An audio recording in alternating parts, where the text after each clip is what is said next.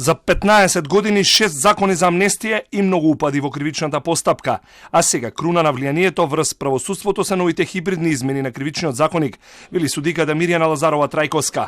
Ке се гради интегритет во правосудството тогаш кога политиката ќе ја тргне секоја форма на влијание, а судиите ќе соберат сила да се оградат од проблематичните во нивните редови. На дебатата како да се запре корупцијата во правосудството, Лазарова во прв ред ги вброи најповиканите институции, оние кои обучуваат и оние кои разрешуваат судии.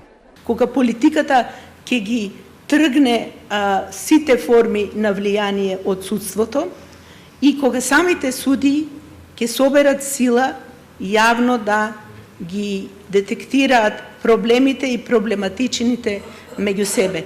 Во овој момент главните оски на влијание на политиката во судството се Академијата и Судскиот совет. Рекрутирањето на кадрите на судството оди преку овие институции. И ова е делот каде што политиката треба полека да се повлекува и да го остави судството да се самоуправува и да се самоорганизира.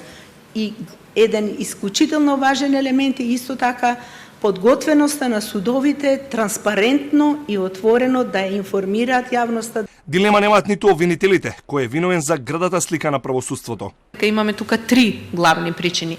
И првата причина веќе ја спомена судијата Лазареска и тоа е според мене општествената клима на протежирање неказнивост.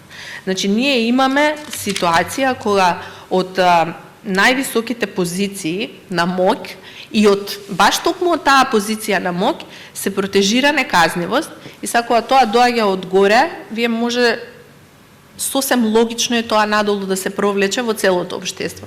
Извршната власт пак вината за падот на довербата ја бара меѓу поединците во правосудството.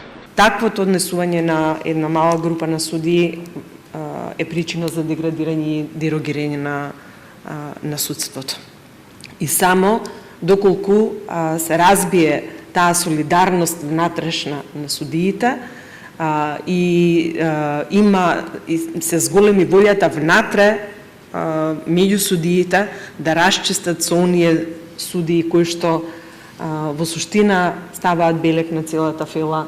Правосудство затрупано во хартија со недоволен број судии и обвинители, ниту пак стручни соработници, додека фокусот на јавноста е во кривичните постапки, граѓаните се помалку доаѓаат до правда пред граѓанските судови, се само дел од аспектите кои паѓаат во втор план откако правосудството тоне со најнизок рейтинг. Во дебата да се нагласи учеството на жените во правосудството, а констатациите се дека нивното партиципирање е значително зголемено, но не и во делот на раководните позиции.